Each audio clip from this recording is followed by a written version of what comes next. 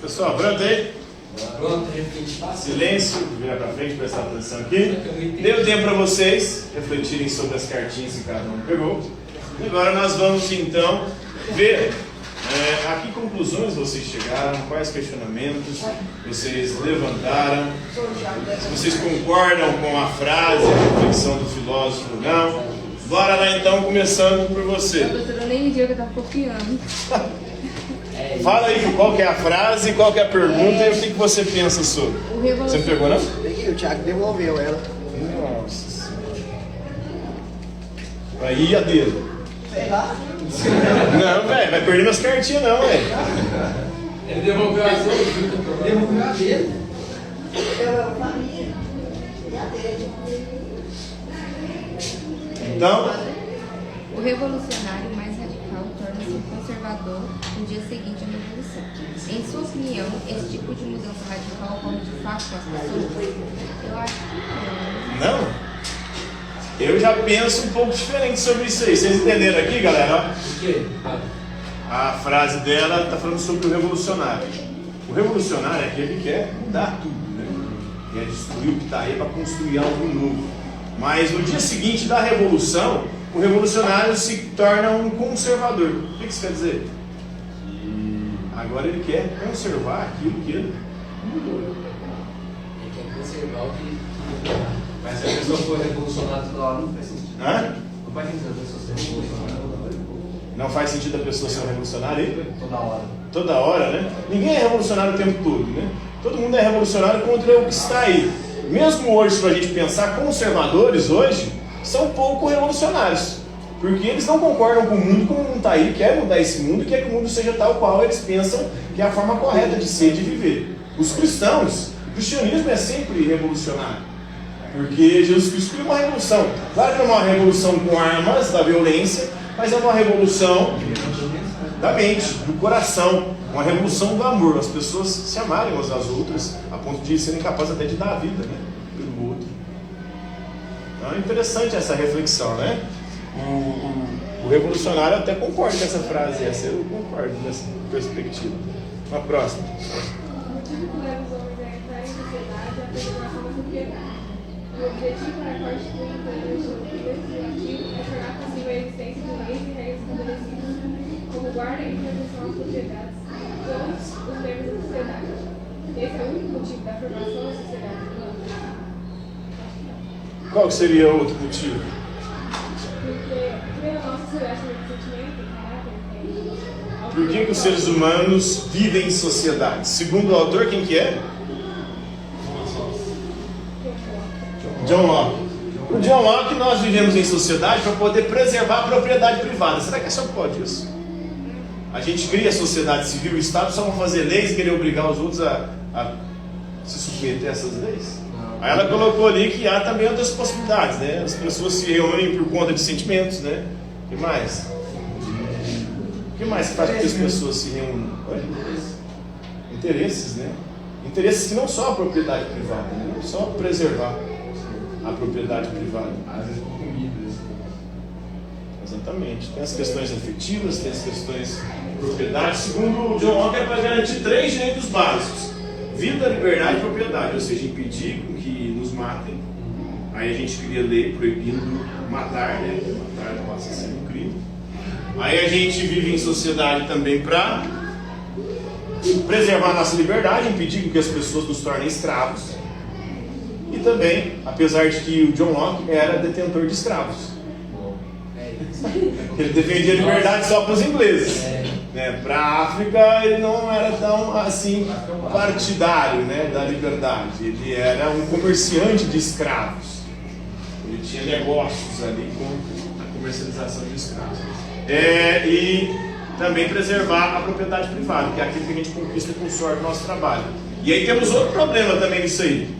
Porque tem muita gente que tem propriedade sem ter suado para poder conquistá-la. E aí? Será que isso é justo? Oi? Mérito? Ué, um herdeiro que nunca trabalhou na vida. Que mérito que há nisso? Mas cada um tem o direito de usufruir daquilo que conquistou com o seu próprio trabalho. Então, o direito de herança seria um direito equivocado dessa perspectiva de mão.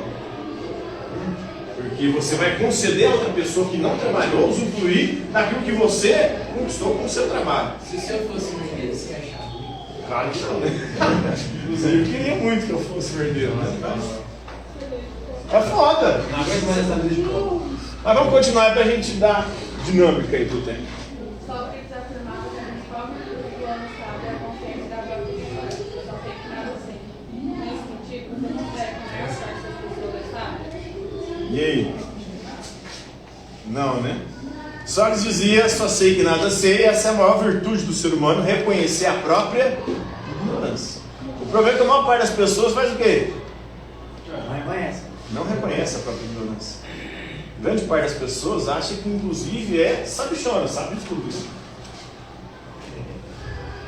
E aí o Sócrates vai falar que não, a gente deve ter humildade, reconhecer a nossa própria ignorância. Esse é o primeiro passo para o conhecimento. Primeiro, reconhecer que você não sabe de merda nenhuma. Depois, a partir disso, buscar a verdade que, segundo Sócrates, está dentro de nós, no nosso coração, na nossa alma, no nosso interior. Mas é claro. Oi? É uma verdade absoluta? Pois é. Aí também é outro questionamento interessante, né? Será que isso é uma verdade absoluta? Ou essa verdade é relativa? Em que aspecto que ela é relativa?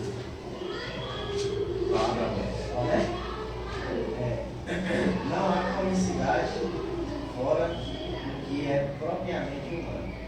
Isso significa que objetos, animais ou paisagens não podem provocar risco?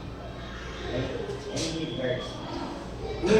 Henri Bergson, filósofo francês contemporâneo, ele vai falar que não há comicidade, ou seja, não há graça ou algo engraçado na natureza, né? É isso que ele está falando aí, né? Não pode, Só o ser humano não consegue. pode tirar ele, só o ser humano. E não é verdade, porque, por exemplo, você vê, sei lá, um cachorro, se você for meio feio, você vai rir. Se for feio, esses cachorros trela lá, você racha o bico, né? Um cachorro vai e sai correndo, trupica e tromba, né? Ou qualquer outro animal, acontece um desastre, aí você racha o bico. Tem coisa engraçada também na natureza, né? Melhor coisa possível. E o cômico aí está muito mais em coisas que são inesperadas, geralmente. Né?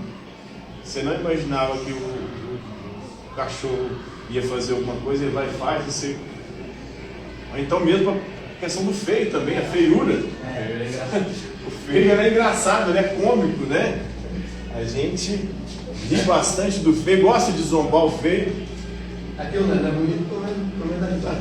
Pois é, já que você é feio, pelo menos seja engraçado, né? Porque você vai ter alguma coisa para oferecer, para que não seja a sua beleza. Segundo o Rousseau, aprender a ser cidadão significa agir de acordo com a vontade geral, que atenda ao interesse de todos, mesmo que a revelia do interesse particular de cada indivíduo. Você abriria mão de uma vantagem particular em troca de um benefício coletivo? E aí, você abriria mão Depende, sim. de algo para você, para fazer bem para a sociedade? Você é egoísta, só pensa em si. Depende da relação, né? Interpessoal para benefício coletivo, né? Depende da situação e da circunstância. O Rousseau dizia que... Se, por exemplo, se eu também for beneficiado, eu abrir mão, aí até que vai. Por exemplo, se eu não vou ganhar nada, só o E ainda você vai se lascar, né? aí dá não. Se eu fizer essa concessão aqui, vai ajudar uma galera, mas eu vou me ferrar. Aí é foda, né? Depende do coletivo. Para o Rousseau, os nossos interesses particulares não podem ser levados em consideração na política. Só os interesses que nós temos em comum. Seus interesses particulares é problema seu. Agora, os interesses que nós temos em comum, esses interesses devem ser defendidos. Por exemplo, vamos fazer uma lei. Para fazer uma lei, todos tinham que concordar com essa lei. Tinha que ser um interesse comum, de geral, né? Por isso, vontade geral. Porque se não for de interesse de todo mundo, você vai querer obrigar outras pessoas a submeter a uma arbitrariedade. Né? Então tem que ter esse interesse comum. E a questão do interesse particular, essa aí é a demanda particular de cada um. E cada um deve buscar fazer o seu. Desde que fazendo o seu, você não prejudique a sociedade. Uma possibilidade de comparar o valor e a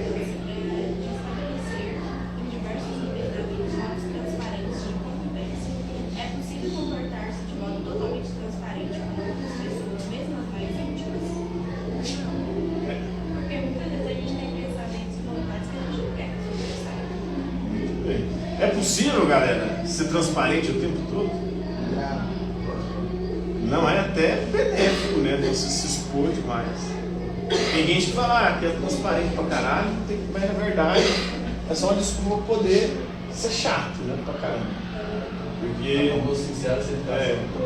a sinceridade demais, ela acaba se tornando ali uma falta de educação, uma ofensa, até uma agressão para algumas pessoas. E a gente também se apresenta com máscaras, né? Personalidade vem do latim persona, que significa máscara. Então a gente acha que a personalidade é a nossa essência, mas não. Personalidade é a máscara que você usa para se apresentar. E em cada ambiente você usa uma máscara diferente. Na escola você tem uma máscara, em casa eu tenho certeza que é outra máscara. São máscaras completamente distintas em cada ambiente. Com os amigos é uma máscara, né, na escola, no trabalho, em casa. Não, mas tipo, então a gente usa Se é o mesmo em todos os ambientes? Não, mas é que você vai em que sentido? Oi? Vai em que sentido? Mesmo, a mesma pessoa, a mesma O atitude. mesmo comportamento, a mesma forma de se expressar, de se expor, de... Eu acho que não parece, mas por exemplo, você é cachaceiro, eu acho que entrevista diferente. Pois é.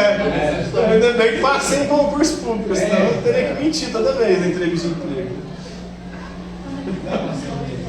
Você bebe, você fuma, você não sei o que lá. Mentir em tudo. Não faça isso. Às vezes você falar a verdade pode te prejudicar, pode prejudicar outras pessoas também. Então não dá para ser transparente. Próximo. A genialidade é a infância recuperada. Quando faz essa associação, características da infância você considera que o autor esteja evocando? Eu acho que seja a criatividade e a habilidade de pensar, imaginar muitas coisas. Por que ele associa a criatividade e a genialidade à infância? Porque quando a gente é criança, normalmente a gente é muito curioso com as coisas e a gente pensa em muita coisa, tipo assim, criatividade para criar coisas, para brincar. A genialidade e a criatividade está ligada com a imaginação. E à medida que a gente é criança, a gente tem uma imaginação muito mais fértil. Hoje eu vi uma charge, né? Não sei se é charge, se é tirinha, mas era um moleque sentado numa máquina de costura. As máquinas de costura antigamente tinham uma roda. E aí ele falando, meu primeiro carro. E é o que as crianças fazem? Usam a imaginação na hora de brincar, né? Coisas que não tem nada a ver ali, mas ela consegue, com a imaginação e a criatividade, isso é que acaba sendo, na verdade, a genialidade. Ser gênio é você conseguir, né, ter essa capacidade de imaginar mundos, realidades diferentes e construí-las, né, muitas vezes. Oi? O gênio é aquele que cria algo que ninguém jamais imaginava. Como é que ele cria essa coisa? Ele precisa usar a imaginação. Como é que o Einstein, por exemplo, chega à teoria da relatividade? Ele teve que pensar, usar a imaginação. Isso é coisa que a criança usa pra caralho. À medida que a gente vai ficando mais velho, a gente para de imaginar, pelo menos, situações fantásticas. A gente vai cedendo aos impulsos da realidade. O Freud dizia o seguinte, né, que à medida que a gente vai vivendo, a gente vai sendo oprimido pelo senso de realidade. A realidade vai reprimindo a nossa imaginação, os nossos desejos, as nossas vontades, e a gente vai só cedendo. Por isso que isso gera um mal-estar na civilização. Por que a gente vive no mal-estar? Porque a gente vive se reprimindo. A sociedade nos reprime a todo momento. E essa repressão vai matando a nossa criatividade e a nossa genialidade.